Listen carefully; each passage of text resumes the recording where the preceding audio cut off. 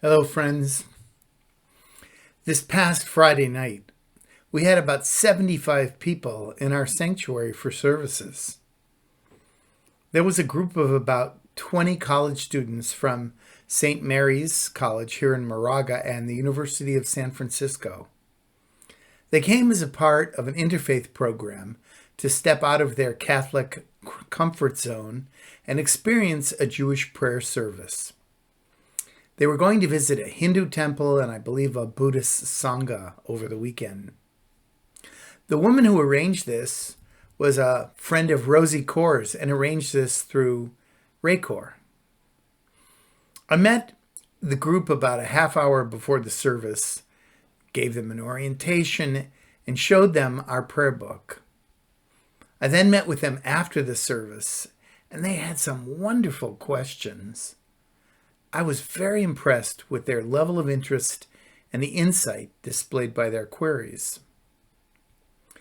In addition to this group, we also had about 35 or 40 people who were relatives of the Karatov family, whose older daughter Abigail was going to become Bat Mitzvah on Shabbat morning.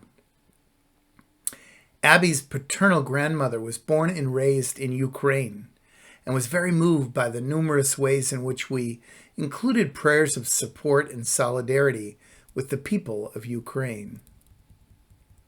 It was so thrilling for Zoe and me to have what felt like a large gathering on a Friday night. It was certainly the largest gathering we had experienced since COVID began 2 years ago. Then on Shabbat morning, we had another large gathering for the Karatov Bat Mitzvah. It was the 100th anniversary of the first Bat Mitzvah in the United States. Judith Kaplan Eisenstein, the daughter of Mordechai Kaplan, the founder of Reconstructionist Judaism, had been the first American Bat Mitzvah, and she would go on to become an important composer and musicologist of Jewish music and a leader of the Reconstructionist movement in her own right.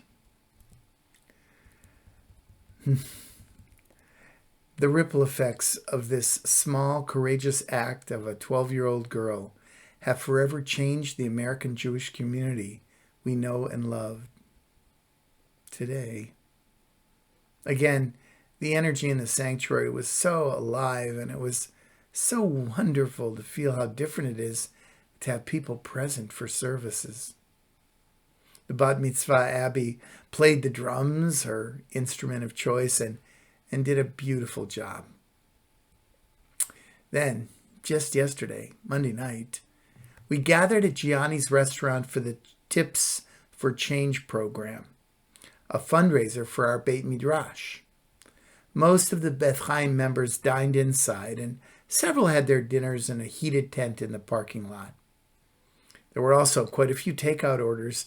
You know, the past 2 years during COVID, when there was only takeout, our religious school only made half the money we had been used to making. Last night, with the strong turnout and the wonderful feeling of connection in the restaurant, the school made $3,000, and it was a night to remember. I share all of this because this past weekend began to feel like we were returning to normalcy. I know that we're not done with COVID and there are different new variants, but it feels so good to be together again. And we are all hopeful that we can really begin to resume lives of in-person connection with a renewed sense of the power of community, our Beth Chaim community. What a blessing. Stay safe and be well. Shalom uvracha, peace and blessings.